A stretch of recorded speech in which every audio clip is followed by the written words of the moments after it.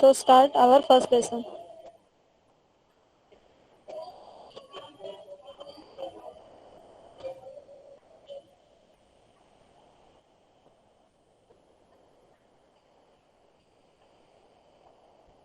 What is first lesson? That is heredity and evolution. Understand? In that heredity and hereditary changes, evolution, Darwin's theory of natural selection, speciation, transcription, translation and translocation, evidence of evolution, Lamarckism, human evolution. ठीक है. सो यहाँ पे क्या दिया है, topic के name दिए हमको, हेरिडिटी और हेरिडिटरी चेंजेस. उसके बाद इवोल्यूशन क्या होता है, कैसे जो भी मंकी थे वो कैसे मैन में इवॉल्व हुए, ये हमको यहाँ पे पढ़ना है. डार्विन थ्योरी यहाँ पे दी गई है. स्पेशिएशन दिया गया है. स्पेशिएशन मीन्स अलग अलग टाइप के जो भी जाति वगैरह होते हैं वो कैसे यहाँ पे तैयार हुए. उसके बाद ट्रांसक्रिप्शन, ट्रांसलेशन, ट्रांसलोकेशन, कैसे ये एक कंसेप्ट है जहाँ पे हमारे जो भी जीन है वो कैसे ट्रांसफर होते हैं वो यहाँ पे बताया गया है. एविडेंस, इवोल्यूशन हुआ है उसका एविडेंस हमको दिया है, मीन्स प्रूफ दिया है. लैम्ब्रिकिज्म, ये एक कंसेप्ट है. और ह्यूमन इवोल्यूशन, ये सारे कंसेप्ट अभी हम पढ़ने वाले. ओके, अब देखो यहाँ से हम स्टार्ट करते हैं. सबसे पहले और जूम करूं. हाँ टीचर, छोटा दिख रहा है अभी बस अब बराबर. ठीक है. देखो यहाँ पे क्या दिया है, कैन यू रिकॉल वाले क्वेश्चन से ये मोस्टली अभी हमको आगे इसके सारे आंसर मिलने ही वाले. हेरिडिटी एंड हेरिडिटरी चेंजेस, इसमें हमको क्या बोला है कि हेरिडिटी क्या होता है, सबसे पहले इसका मीनिंग हमको मालूम चाहिए. ठीक है. You know that heredity is the transfer of biological character from one generation to another generation via gene. हमारे बॉडी में जो जीन प्रेजेंट होते तो उससे क्या हो रहा है, वो जीन एक जनरेशन से लेके दूसरे जनरेशन में क्या होता है, ट्रांसफर होता है. तो इसी को क्या कहना है, heredity. Heredity is the transfer of biological character. अब ये बायोलॉजिकल कैरेक्टर मतलब क्या होता है, उसमें हेयर आ गए, हेयर कलर, राइट, हाइट आ गई, या फिर बॉडी कलर आ गया, physical traits, yes, body colour आ गया, ये सारी चीजें. हाँ, आई कलर आ गया. तो ये सारी चीजें जो है ये किस में आ जाएगी, हमारे बायोलॉजिकल कैरेक्टर में. उसके बाद जो भी जनरेशन है, आने वाली जनरेशन में ये सारे कैरेक्टर क्या होने वाले हैं, ट्रांसफर होने वाले. अभी हम अपने सराउंडिंग में भी देखते हैं या फिर अपने घर में भी देखते हैं कि हमारे जो भी पेरेंट्स है उनके जैसे हम दिखाई देते हैं ना. एक तो या फिर उनकी हाइट हो या फिर उनके कोई भी बॉडी के इस कैरेक्टरिस्टिक्स हमारे भी अंदर होते हैं. तो ये सारे क्या है, एक ट्रांसफॉर्मेशन हो रहा है. इसी को क्या कहना है, heredity.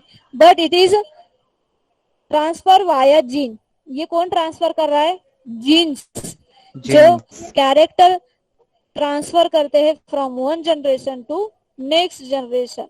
Understand, that is called as heredity. So definition learn रखनी है हेरिडिटी की. It is the process in which transfer of biological character from one generation to next generation via gene. Okay,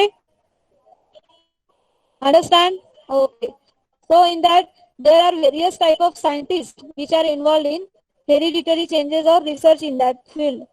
So first one is that Gregor John Mendel is the pioneer of modern genetics. modern genetics का ये pioneer है. pioneer means एक जो उसको हम main person बोलते हैं, father of genetics. Yes, main person जिसको बोलेंगे वो पायोनियर होते हैं. वो होते हैं जो जेनेटिक्स में उन्होंने क्या किया, सबसे ज्यादा इन्वेंशंस किए, रिसर्च किए. That is called Gregor John Mendel. ये साइंटिस्ट का नाम है जिसने फादर ऑफ जेनेटिक्स जिसे कहा जाता है. It took a long time to understand conclusion of research about heredity.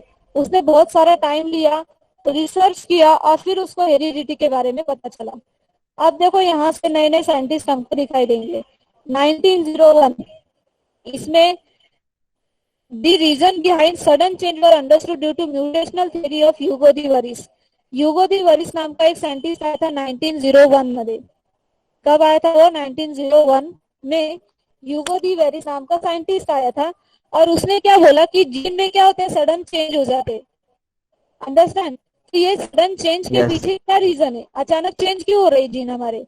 तो ये सारे रिसर्च ह्यूगो दी वरिस की थ्योरी में हमको क्या होगा, स्टडी करने को मिलेगा.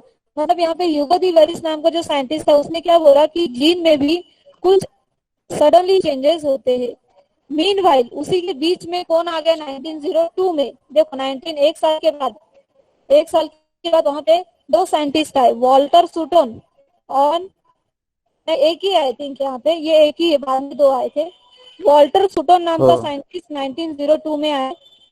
उन्होंने क्या देखा कि pair chromosome in the cell of grasshopper, he observed that there is a presence of pair chromosome, means chromosome है तो वो क्रोमोसोम भी कैसे प्रेजेंट है, ये क्रोमोसोम का स्ट्रक्चर होता है, राइट, नाइन्थ में पढ़ा होगा तुमने, स्ट्रक्चर हमने देखा था, राइट। तो ये जो क्रोमोसोम है तो ये कैसे फॉर्म में, पेयर फॉर्म में, किसमें प्रेजेंट होते हैं ये, ग्रास हॉपर। ग्रास हॉपर की सेल when it में। was not known to anyone, तब तक किसी को पता नहीं था कि ग्रास हॉपर में भी क्रोमोसोम होते। ये किसने रिसर्च Oh, किया था, सूटन ने। Walter and Sutton in 1902. Yes, I think both two scientist is there, right. Yes, 280 and इथे तर मध्ये इधर एंड दिख नहीं रहा है, इसीलिए मेरे को लगा ये एक ही आमच्या है। आमच्या पुस्तकात आहे इथे। एंड आहे ना, हा मैम and आहे तिथं। सेकंड लाइन तो लास्ट सेंटेंस में चेंज है। हाँ इसीलिए थोड़ा चेंजेस है, कुछ प्रिंटिंग मिस्टेक हो गई होगी, क्योंकि यहाँ पे दो साइंटिस्ट थे, इसलिए मैंने पहले स्टार्टिंग में दो बोला था, राइट ना। सो यहाँ पे वॉल्टर हाँ और सूटन ऐसे दो साइंटिस्ट आए थे, तो उन्होंने क्या ऑब्जर्व किया कि ग्रास हॉपर के बॉडी में कितने क्रोमोसोम है, दो क्रोमोसोम है, पेयर फॉर्म में।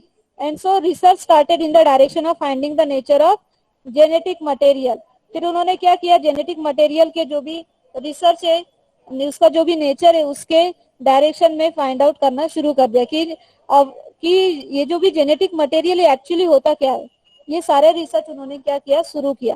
When it was prove that gene are carried via chromosome, chromosome क्या क्रोमोसोम। कर रहे हैं, जीन को लेके जा रहे, है ना।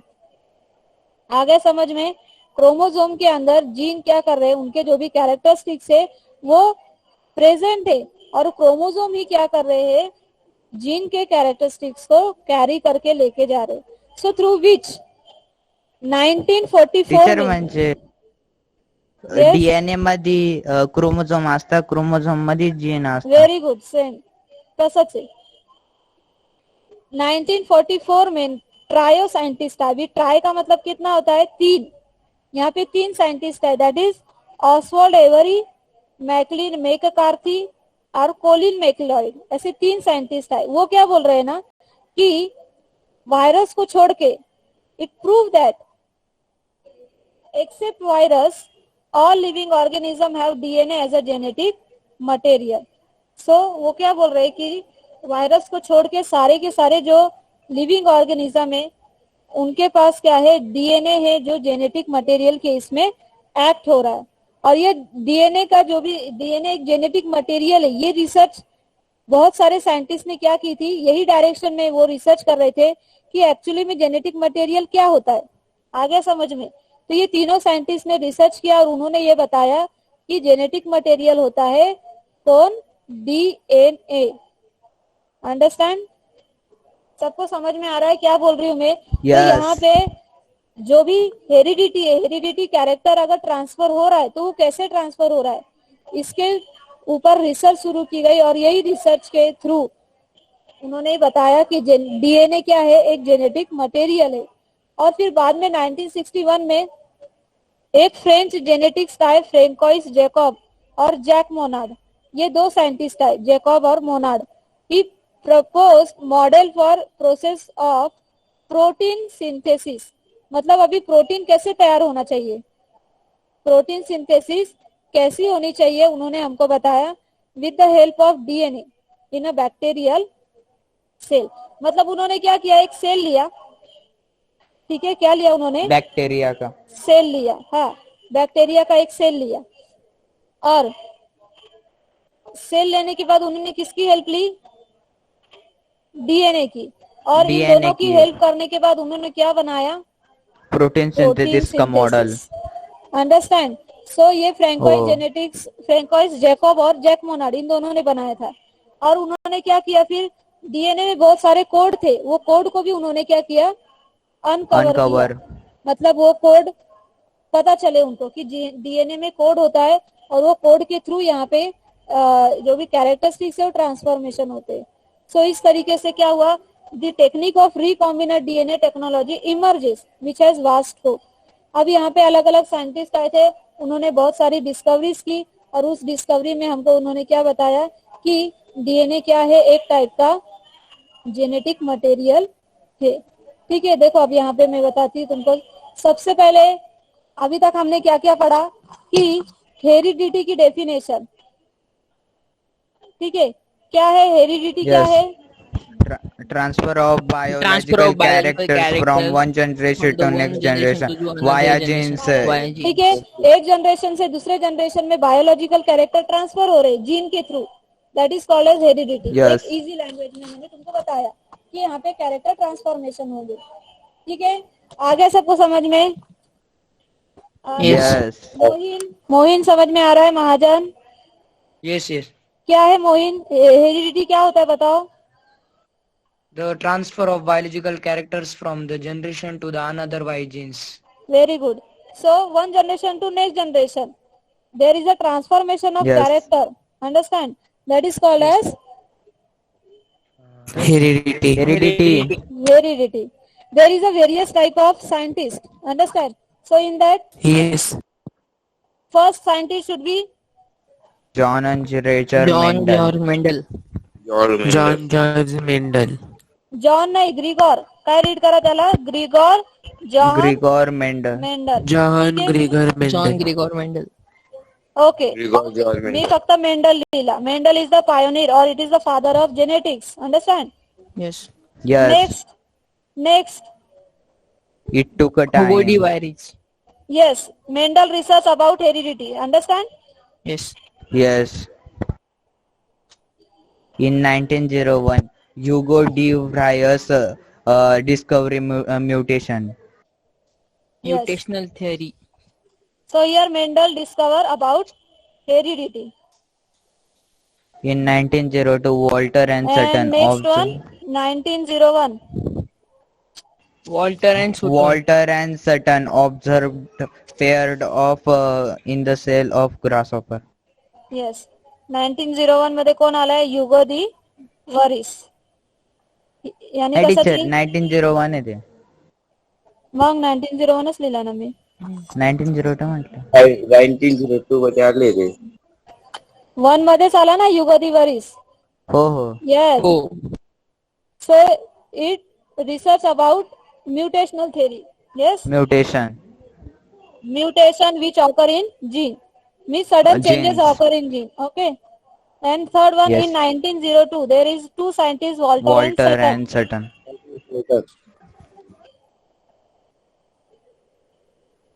Observe Both केली pair scientists observed They that chromosomes. observed the pair of chromosomes in the Observe cell of the grasshopper. pair of chromosome. Yes.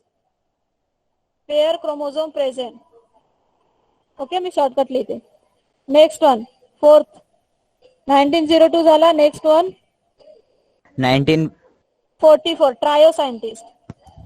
1944. Oswald Avery. Trio means what? 3. Try तीन scientist. scientist. मी फक्त surname लिहिते त्यांचा. Avery, ऑस्टोल Avery, McCarthy MacLeod. And MacLeod. ठीक आहे.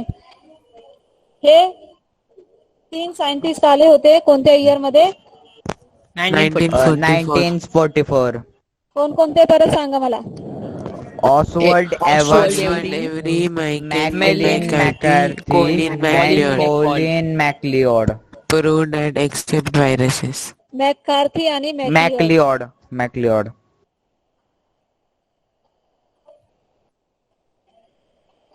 ठीक आहे. हे 3 सायंटिस्ट आले. त्याच्यानंतर fifth one, Proved accept viruses. Francois जॅकोबाया. त्यांनी काय सांगितलं? Jack yes, Monod. Trio scientist explain और prove that accept all Model of protein Accept synthesis. virus. DNA as genetic material. ठीक आहे. Yes. Yes. Only DNA. Genetic material. Next one is that 1961. Francois Jacob and Jack Monod. Francois Jacob and Jack Monod. Jack Monod. Yes. Monod. 1961. Jacob and Monod. Propose a model for the process of protein synthesis with the help of DNA. Yes, मी इथे Bacterial cell. Protein लिहिते. ठीक आहे, बस एवढे scientist आले होते. Total किती झाले? एक नाही, पहिले मेंडल, 2, 3, 4, 5, 6, 7, 8, 9, टोटल 9 सायंटिस्ट No. है ना. ते बघा, एवढ्या याच्यात तुम्हाला आहे ना क्वेश्चन कसा विचारला जातो एक्झामला की define heredity and explain its mechanism of hereditary changes. Okay, so here all type of information or various type of scientists should be present, so that's why you should write year as well as scientist name and as well as their researches also. Understand? वहाँ पे तुमको अच्छा, एवढंच लिहायचं scientist, ना?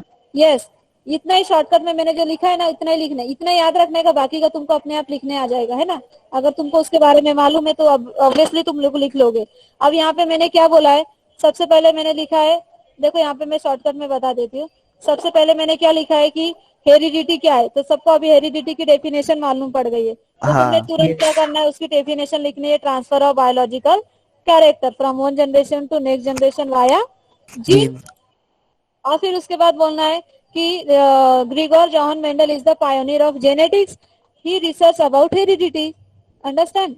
इन that next one, in 1901 there is a one scientist, which one, Hugo de Varis. He discovered the sudden changes which are occur in mutational theory, which are occur in gene. He called as mutational theory of Hugo de Varis. Understand? And next one is in 1902 there is two scientists, Walter and Sutton, and both are he observed that in grasshopper there is a presence of paired chromosome. Okay. Next one in 1944, trio scientist is there, Oswald Avery, McLean McCarthy, and Colin Colin McLeod. Three scientists observed that DNA act as a genetic material. And next one in 1961, Jacob and Monod discover, or he proposed a model for protein synthesis with the help of DNA in bacterial cell. Bacterial cell. Understand? बघा किती easy आहे. म्हणजे तुम्हाला प्रश्न आता- काय? प्रश्न तुमचा असा असतो, define heredity and explain hereditary changes. Right mechanism काय? Yes, this one is that. एवढं लिहायचं आणि ते मेकॅनिझम म्युटेशन आलं तर? Yes, yes. Mechanism is also same. Hereditary changes, na? So write down definition of heredity and explain its mechanism. That is all type of Yes. scientists, their researches, and including year also. Understand? Yes. Mechanism mutation आलं तर मग फक्त युगोडी व्हायरसचं लिहायचं का? No, no, no. All. Because All का? 5 हो. marks. For 5 marks, na? So that's why. Yes. समझ में आ रहा है सबको? महाजन, येस. प्रेम, Yes. प्रेम सोनोने, प्रेम ही ना नाम? प्रेम नाम है इसका, क्या नाम है पता नहीं अभी. प्रेम, आवाज आ रहा है?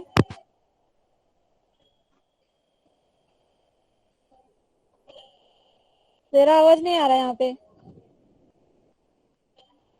ओके. शेख, आवाज आ रहा है? यस. क्या नाम बताया तुमने? मोइन शेख. मोहिन. समझ में आया? हाँ, यस यस. ओके. क्या किया था वॉल्टर सुटन ने? मैम वो मेरे पास टेक्स्ट बुक नहीं है, अभी वो जूम नहीं हो रहा है. यहाँ पे दिखने में मैंने तो लिखा है ना, देखो यहाँ पे मैं, एक मिनट. हाँ, यहाँ पे देखो लिख रहा है वॉल्टर सुटन. वो 1902 में कौन आए थे? वॉल्टर और सुटन आए थे. सुटन. तो उन्होंने क्या किया था? क्रोमोसोम, पेयर क्रोमोसोम कहाँ पे देखा था? इन grass offer. Very good. Grass hopper में उन्होंने क्या देखा कि पेयर क्रोमोसोम प्रेजेंट है. किसने देखा? Walter and Sutton. यस. और फिर एवरी मैककार्थी, मैक्लियोड, ये जो 3 साइंटिस्ट आए थे 44 में, उन्होंने क्या बताया हमको कि डीएनए क्या है? ये इट एक्ट एज अ कौन सा material? Material. It act as a genetic material. Genetic material. आया समझ में? यस। तो ये ऐसे याद रख लो, एकदम इजी है, ये कुछ भी डिफिकल्ट नहीं है। अगर ये तुम साइंस 2 है ना, थ्योरी पार्ट है, अगर तुमको कॉन्सेप्ट समझ गई है तो तुम इसमें अपने ओन वर्ड्स में लिख सकते हो बहुत कुछ, और इसमें तुमको फुल मार्क्स भी मिलते हैं कभी कभी। इसीलिए तुमको ऐसा थ्योरी है तो तुमको ऐसा लगता होगा अरे बहुत बोर है बहुत बोर है, बट नहीं, थ्योरी रहा तो उसमें उल्टा तुमको स्कोरिंग करने का एक चांस होता है। बिकॉज अगर तुमने मैथ्स देखा तो मैथ्स में तुमको अगर तुमने पूरा मैकेनिज्म पूरा सॉल्यूशन वहां पे लिखा है, बट तुम्हारा आंसर रॉन्ग हुआ तो वो पूरा रॉन्ग हो जाता है ना, अंडरस्टैंड ना? Yes. बट यहाँ पे ऐसा है क्या? नहीं, ये थ्योरी पार्ट है। थ्योरी में अगर तुमको इस तरीके के शॉर्टकट तुमने अगर नोट्स अपने आप से लिखे, या फिर ये तुमको मैं आगे देने भी वाली हूँ इस तरीके के नोट्स, तो जिससे तुमको सिर्फ क्या करना है, एक बार ओवरऑल पढ़ लेना है। ह्यूगो ने क्या किया, वॉल्टर ने क्या किया था, ये जो 3 साइंटिस्ट आए थे उन्होंने क्या किया, जैकब मोनर्ड ने क्या किया, ये अगर तुमको मालूम हो गया, बस तुमको फिर क्या लिखना है वहां पे, है ना? जैसे हम एक मूवी की स्टोरी कैसे याद रखते हैं, हमको हमेशा याद रहती है, उसी तरीके से हमको साइंस भी याद रखना है। और खूब बहुत इजी है ये। जब मैं तुमको जो पढ़ाती जाऊंगी, अगर तुमने वही टाइम पे उस चीज को याद रख लिया तो तुमको बहुत इजी हो जाएगा आने वाले फ्यूचर में। फ्यूचर मीन्स जो भी तुम्हारा अभी स्कूल चालू हो जाएंगे, तुम्हारे स्कूल में लेक्चर्स होंगे, उधर तुमको आंसरिंग करते आएगा, पेपर तुमको अच्छे से लिखते आएगा, तुम्हें अच्छे मार्क मिलेंगे। ये सारा फायदा तुम्हारा होने वाला है आगे चल के। तो इसीलिए तुमने कंसंट्रेट करना है। और अगर कोई प्रॉब्लम हो रहा है या फिर कुछ फास्ट हो रहा है या फिर नहीं समझ में आ रहा है तो मुझे तुरंत बताना है, जिससे फिर मैं तुमको वो कॉन्सेप्ट समझा सकती हूँ, है ना? नहीं तो मराठी में बोलते हैं ना, पूरे पूरे पाठ मागे सपाट, इस तरीके से नहीं होना चाहिए। नहीं तो हम आगे आगे पढ़ते जाएंगे और पीछे का तुम लोग भूल जाओगे, ऐसा नहीं होना चाहिए। Right, teacher. तो इसीलिए क्या करना है, जैसे अभी मैं तुमको ये टॉपिक पढ़ा दिया मैंने, 5 मार्क्स का टॉपिक है, तुमको अगर एग्जाम में आया तो तुम इजीली, अगर तुमने अच्छे से अभी पढ़ा है तो तुमको तब सब याद आ जाएगा एक ही बार में। तुमने अगर यूगो दी वरिस बोला, वॉल्टर सुटन बोला, तो तुमको तुरंत नाम पता चल गया, उन्होंने क्या किया था, वो सब अपने आप याद आ जाता है। इसीलिए जितनी कंसेप्ट मैं पढ़ाने वाली हूँ आने वाले फ्यूचर में, वो सारी चीजें तुमने अच्छे से समझ लेनी है, जिससे तुम्हारा साइंस इतना इजी हो जाएगा। अगर कोई स्टूडेंट साइंस को डरता भी होगा तो वो डरेगा नहीं। समझ में आया? तो इसीलिए थोड़े से अभी तुम बड़े हो चुके हो, तुमको अभी 1 साल के बाद तुम कॉलेज में जाने वाले हो, है ना? तो तुम सब बड़े हो चुके हो अभी, इसीलिए थोड़े से तुमने अभी सीरियस हो जाना है, जिससे तुम्हारे जो भी 10th के बोर्ड के एग्जाम्स होंगे, क्योंकि अभी के तो कैंसिल हुए, पर ऐसा जरूरी है कि आने वाले बोर्ड का एग्जाम भी कैंसिल होगा? होगा क्या ऐसा? नहीं होगा, No. ऑब्वियसली तुमको देना होगा। तो इसीलिए तुमने अगर अभी से धीरे धीरे उसकी तैयारी करने लगे तो तुम्हें 90 अब इजीली परसेंटेज मिल जाएंगे। ये एक हमारा यहाँ पे एक गारंटी से हम बोल सकते हैं, बिकॉज अगर तुमने अच्छे से स्टडी किया, क्योंकि हमारे क्लास में एक 35% का लड़का था, उसको अभी एग्जाम में 75% मिले, वो पिछले साल का था, पिछली जो बैच थी वो बैच में 35% का बच्चे को 75 और 78 आई थिंक सो, इतने परसेंटेज थे। तो सोचो तुम लोग पहले से इतने होशियार हो, तुम्हें कितने परसेंट मिलेंगे? अंडरस्टैंड? आ रहा है समझ में सबको? Yes. इसीलिए Yes. थोड़ा तुमने कोऑपरेशन करना है, मुझे भी सपोर्ट करना है, और मैं अपने हिसाब से पूरा 100% हमेशा देती हूँ। तुमने भी पढ़ना है, याद करना है, वो तुम्हारे ऊपर है, क्योंकि अभी तुम्हारे ब्रेन में तो नहीं घुस सकती कि नहीं चलो मेरे को अभी किसी को याद नहीं हो रहा है तो फिर मैं उसके ब्रेन में जाती और उसको याद कराती, ऐसा होगा क्या? नहीं होगा ना? तो ये No. सारी चीजें तुमको खुद से पढ़नी होगी। बस मैं तुम्हें क्या करने वाली हूँ, अंडरस्टैंडिंग करवाने वाली हूँ कि हाँ ये ऐसे ऐसे कंसेप्ट होती है, ऐसे ऐसे होता है ना? बहुत इजी है, इसमें कुछ हार्ड नहीं। साइंस 2 देखा गया ना, इजी है। साइंस 1 भी इजी है, पर कुछ ऐसे कंसेप्ट है जो टफ है, ठीक है? कुछ कंसेप्ट हम स्किप कर सकते, पर सारे कर दिए तो क्या हो जाएगा, फेल हो जाएंगे। ऐसा होना चाहिए क्या? नहीं। इसीलिए फिर क्या करना है, अभी कॉन्सेंट्रेट करो। मैं कोई तुमको दूसरी लैंग्वेज में बता रही हूँ क्या? इजी लैंग्वेज है हमारी, Hindi, Marathi, English, that all are easy languages, right ना? So that's why you concentrate, understand? Okay, here 1901, 1902, 1944, 1961, Ear is also important. Understand? So you should be learn all that thing or keep in your mind.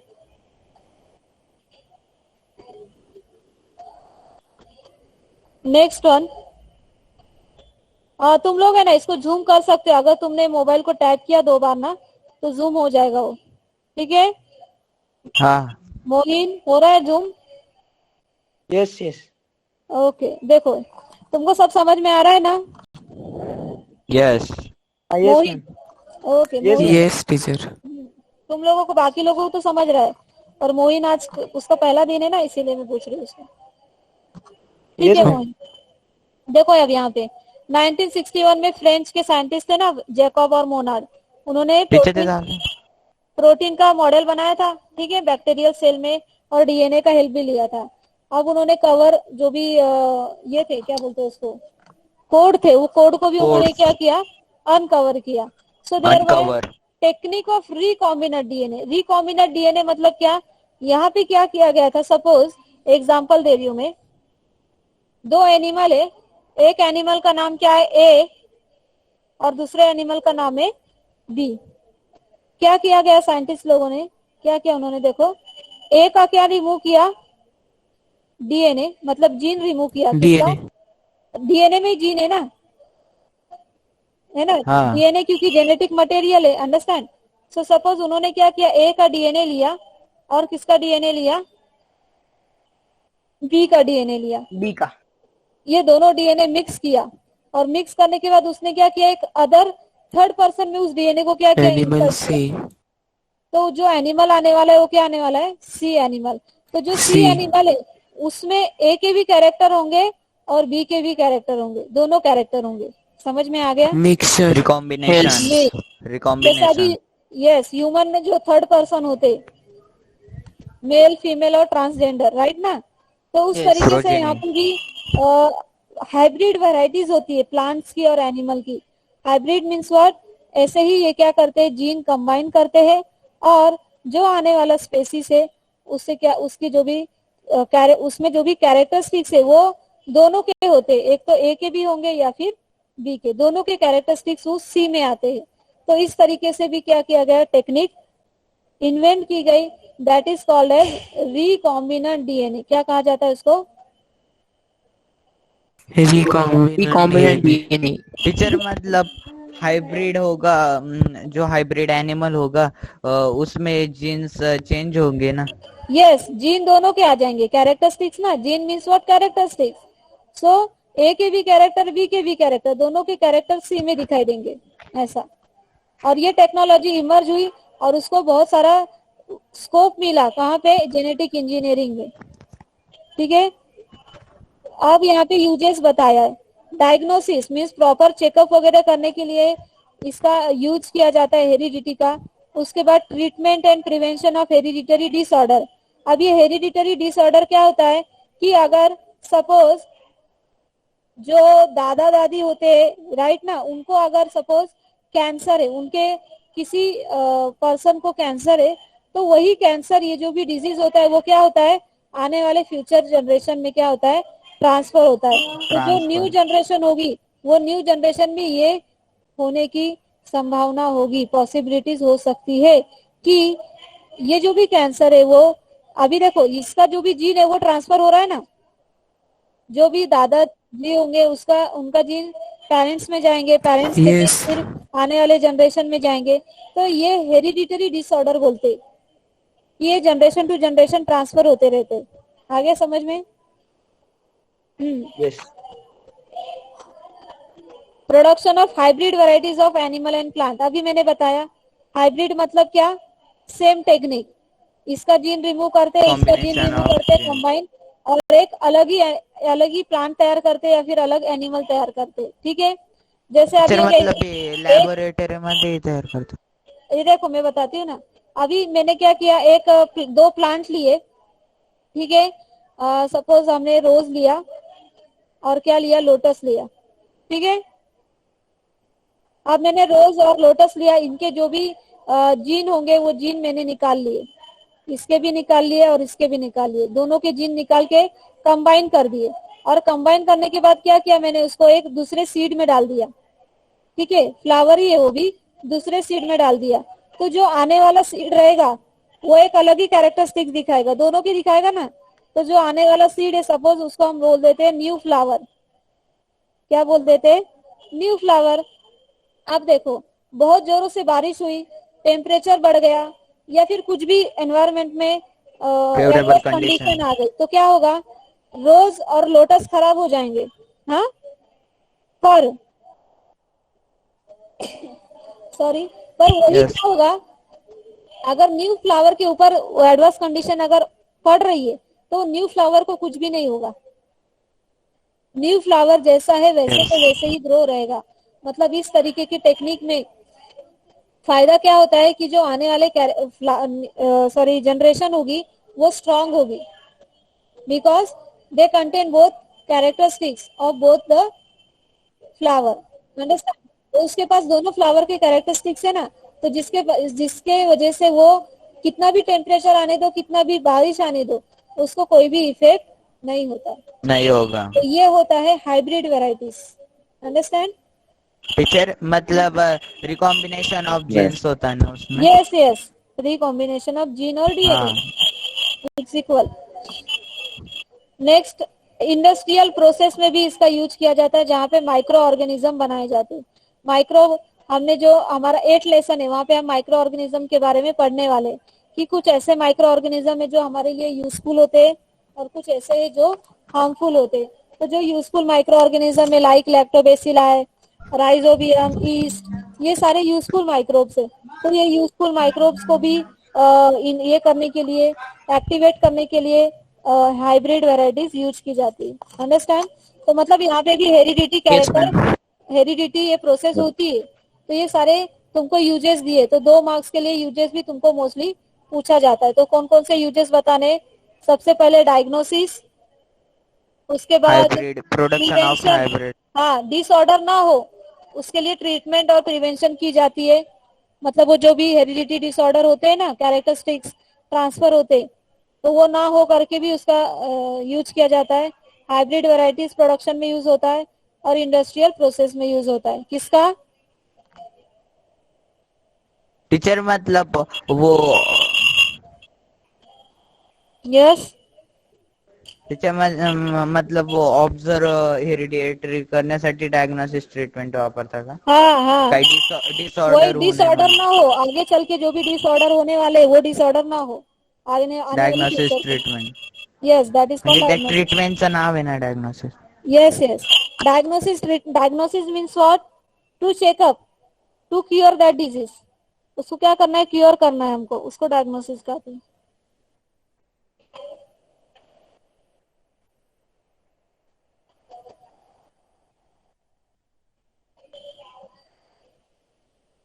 समझ में आ गया। Yes diagnosis मतलब क्या, identification of disease भी हम उसको बोल सकते हैं ना, कि डिजीज एक्चुअली क्या है, कौन सा डिजीज है, उसको डायग्नोसिस कहा जाता है, चेकअप किया जाता है जिसमें। ठीक है, किसी को कोई डाउट है। नो। नो। दानिश, प्रेम, No, ma'am. No, ma'am. Navnath, काय नाव आहे नवनाथ, श्रुती. श्रुती आहे का, अच्छा समजलं तुला श्रुती। हो मॅम. निखिल, हो ma'am. What is lesson name, heredity evaluation. What, heredity आणि evaluation. Heredity and variation. Evolution. Evolution, variation कुठे होता, 9th. 9th मध्ये होता variation, and in that evolution is present, understand. Yes. So next one is that, आज ऐसा लग रहा है एक ही पेज होगा अपना, है ना। Yes. ठीक है, कोई जल्दी नहीं, अभी हमारे पास बहुत समय, हम आराम से लेंगे। सारे के सारे कंसेप्ट तुमको समझने चाहिए, इसीलिए मैं धीरे धीरे ले रही हूँ, ठीक है। तुम अभी रेगुलर स्टूडेंट हो तो अभी इसमें कोई ये नहीं है, तुम पूरे साल रहने वाले हो ना, जिससे कि तुम्हारे कंसेप्ट क्लियर होने चाहिए। Okay, Danish, Yes, yes. हाँ, क्या कौन कौन से यूजेस होंगे बताओ तो फिर इसके हेरिडिटी के एक बता दो कोई भी।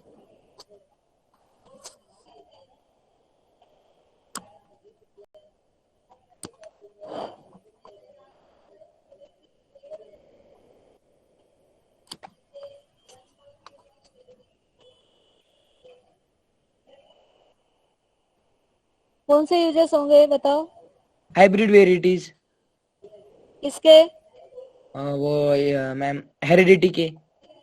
हेरिडिटी, ये जो भी Use टेक्निक है वो हाइब्रिड वैरायटीज बनाने में यूज होती है, पर हाइब्रिड वैरायटीज किसके है? प्लांट और एनिमल के ना। animal and plants. Yes, animal के, अलग अलग एनिमल के अंदर के जीन रिमूव करके उसको नए एनिमल में डालते, तो जो भी कैरेक्टरिस्टिक्स है वो ट्रांसफर होते, और Yes, उसके yes. बाद प्लांट में भी सेम होता है। यस, तो इसी इसी के लिए ये हेरिडिटरी जो भी टेक्निक है, जो भी साइंस है, उसमें सारे में चेक होते, या फिर जो भी आने वाली फ्यूचर है उसमें प्रीवियस फ्यूचर के जो भी उनके डिजीज होंगे, उनको कोई भी रोग होगा, तो वो जो भी डिजीज है वो आने वाले फ्यूचर में ट्रांसफर ना हो, वो भी क्योर करने के लिए, डायग्नोज करने के लिए अपना हेरिडिटी यूज होता है। Diagnosis treatment. Yes, very good. हाँ, उसमें भी वही है, recombinant DNA, that is also included in hereditary useful। ठीक है। यस।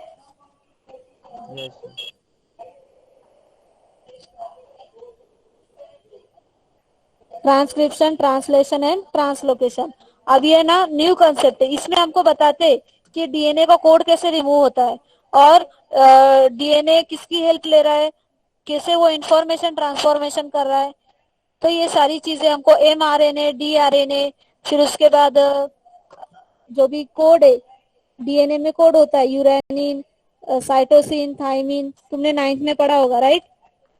हाँ, तो उसी में जो भी कैरेक्टरिस्टिक्स है वो कैसे ट्रांसफर हो रहे, वो हमको यहाँ पे बताया गया है थ्रू दिस 3 प्रोसेस।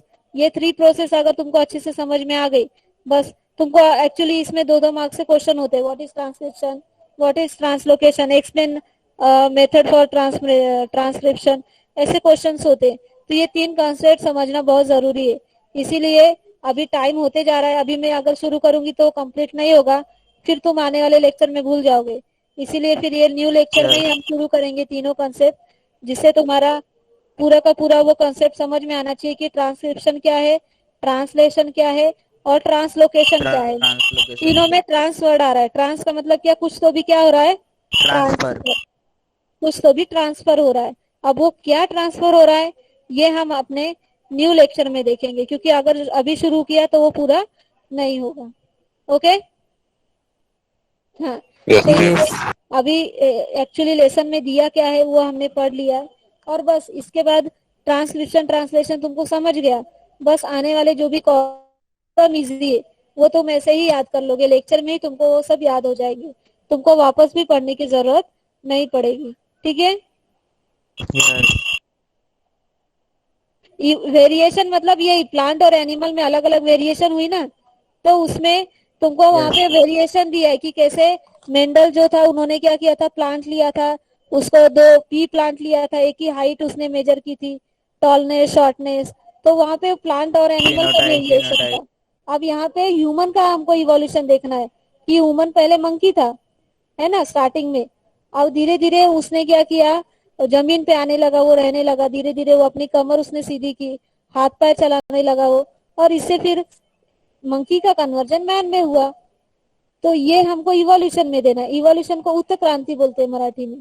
तो इसका मतलब क्या हुआ कि पहले जो भी मानव थे या फिर ह्यूमन इवोल्यूशन था वो अलग अलग तरीके से हुआ, वो कैसे उसने अपने खुद को चेंजेस किए अपने आप में, वो हमको यहाँ पे दिया है, और वो सब हमको 9th में नहीं दिया, हमको सिर्फ 9th में एनिमल और प्लांट को कैसे अलग अलग वेराइटीज दी गई है वो बताया है। क्योंकि तुमने एक गोल्डन राइस पढ़ा होगा, देखो वहां पे 9th में गोल्डन राइस करके एक वर्ड आया था, तो यहाँ पे क्या राइस की अलग अलग, No. नहीं याद नहीं आ रहा था वहां पे, तो वहां पे नहीं, यहाँ पे भी अपने 10th में भी है गोल्डन राइस करके, मतलब वो तुमने अभी राइस का टाइप देखा ही होगा, बासमती राइस होता है, बहुत अलग अलग टाइप के राइस होते Yes. हैं, तो ये सारी चीजें वैसे ही तैयार की जाती है। आ गया समझ में? ठीक है। सो जो भी रिमेनिंग पार्ट है वो हम अपने नेक्स्ट लेक्चर में